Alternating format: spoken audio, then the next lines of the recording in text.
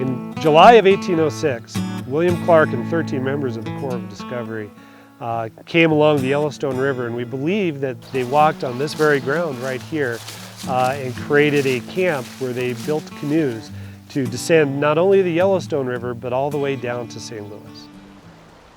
If this is indeed the site, this would only be the third known site. It's, on the other hand, also only one of many different sites that people say this is the site. And many of them are, well, it's down there because Grandpappy told me it's on my land kind of thing, and everybody wants it to be on their land.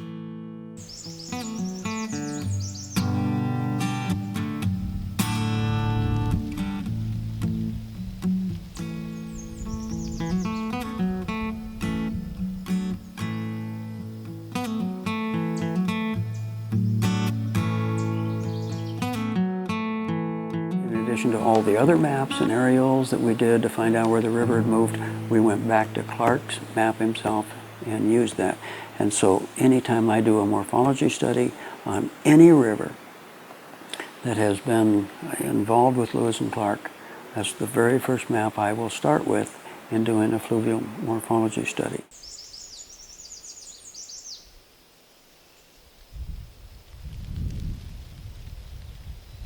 Reed Point in this area, and he went down and got to Columbus, went over the Columbus West Hill, right at the edge of it.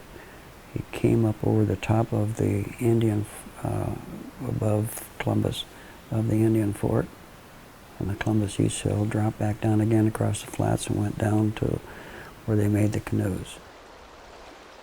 On the way down the Yellowstone River Valley, a member of the party fell and a stick went several centimeters into his leg, and he was severely injured. And he was in enough pain that it was very difficult to ride horses. And so Clark was looking for a place anyway to make canoes, and this probably advanced his thinking, his agenda to get the canoes made so that he could carry the injured person much more comfortably.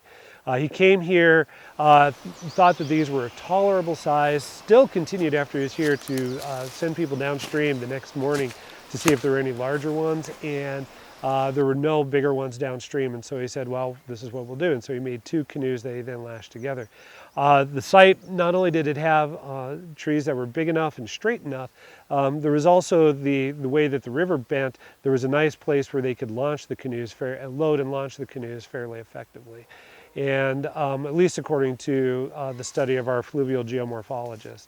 And so this really does seem to be a prime location to have made the canoes, even if the trees weren't quite as big as he would have liked. We've been doing this since 2011, so this is our third and hopefully final year. It started out as a class project for historical archaeology of the Americas at MSU Billings. So most of the people that have come out and moved most of the dirt have been students. A number of those students have continued to come out even after the class is wrapped up. And so that's been absolutely wonderful. Well, I started with this project in 2011 with the archaeology class at MSUB. And after the class, I continued to work on it with Dr. Rust on this project through present day. And even after I graduated, I've continued to work on it. We've been out here in all the elements. I mean, there's been days where it's been a 4th season day, where it's snowed, it's rained, sun comes out, and then you get covered with ticks all in one day. I mean, those are things that you learn, and then those are things that bring good memories, you know, and laughter, I guess. If we can confirm that this is the site, it would be one of the 3 sites where they actually can pinpoint where they camp, which is, I mean, amazing for considering that they traveled from St. Louis to the Pacific Ocean in Oregon and then coming back through Montana. I mean, that's just amazing. And then to be a part of that, you know, I mean, like, who knows, in 20 years, people may be coming here to, you know, just look at the area. And to know that you were a part of that is pretty impressive and a great opportunity. Awesome. Being able to go out with Dr. Rust and on an archaeological dig in your own backyard and discover something about where you live and somewhere you consider part of your life that you never knew. It's not something you can you can just read about. It's not something you can just memorize on a flashcard or fill in on a bubble on a test. I mean, this is a real life experience, and it's in your hands. It's physically, you're holding it in your hands. You're holding history in your hands. There's nothing better than that. What really struck me with this archaeology project was the fact that I first wanted to be on an archaeology project at some point, so it was one of those bucket list things. And then the second thing is the fact that we keep finding evidence, and that it's scientific evidence that links back to Lewis and Clark and the campsite, which is very interesting, and that's what really intrigues me. Well, we have a number of incidents of, shall we say, lines of evidence that would suggest that this is the site. First of all, it's where possibly the data from the journals, not only from the descriptions and the maps, but also his survey data would suggest that this is the site which Ralph Sanders figured out. So we took Ralph's work and he said it's here. So then we came in with our plan and we've surveyed, we've done geophysical surveys, we've done, which kind of looks below the surface before we excavate. We've done test samples, small excavation units and then larger excavation units. 18, 23. And what we've discovered is that we have a fire feature with a geophysical trail, which anomaly of some sort that looks like a trail from that fire feature to the river in Clarksday. It looks like it's perpendicular to the river in Clarksday. And the fire feature itself carbon dates within an acceptable range for it to be possibly related to Lewis and Clark. The 300 feet, approximately 300 feet from that fire feature, we've also found localized spots of mercury. Now, in and of itself, we have one line of evidence with the fire feature. The localized mercury is very intriguing because that is oftentimes what is as close to a smoking gun as you can get on a Lewis and Clark site, especially if it follows military protocol.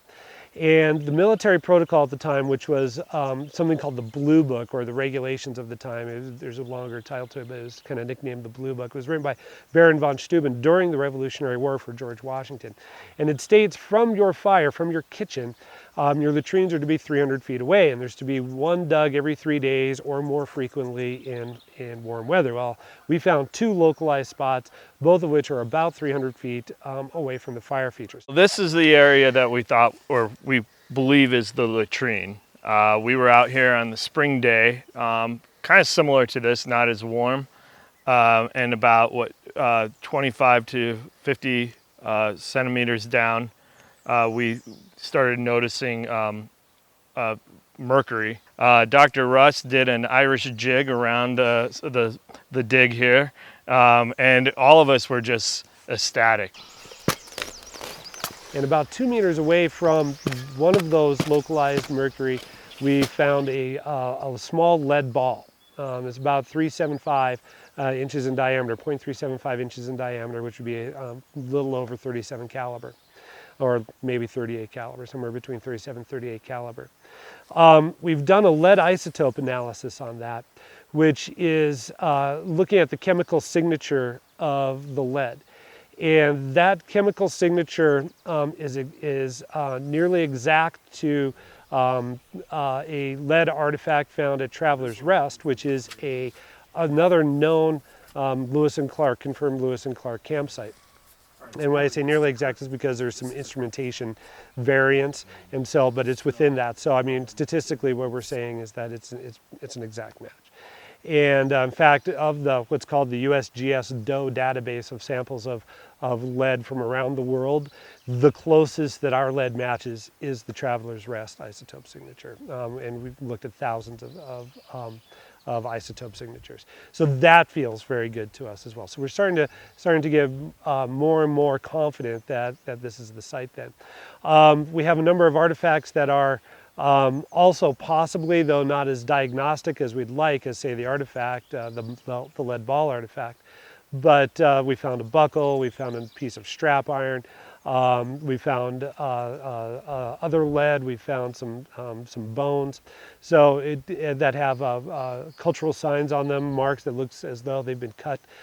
So therefore, we feel fairly confident that this was a campsite and that the probability of it being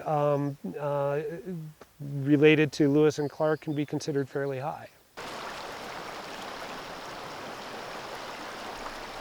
Normally, people would look at the amount of change in this river, and if you look at a map and see how the river has moved all around here,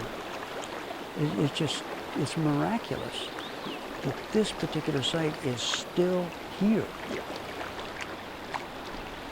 The second part of that, though, however, is that it is in a process of receiving significant erosion on the bank immediately adjacent to the site.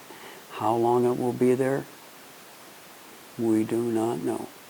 And it could be there for maybe just a year or two, and it may be decades, and maybe forever, who knows. We're about 20 meters from what we believe is the latrine area. And so as we continuously lose, we've lost about 3 meters of bank just in the last month as the water's risen. We could lose significantly more, and in a few years it may just completely obliterate the site. The Yellowstone River today is still an amazing resource, the longest undammed river in the United States, and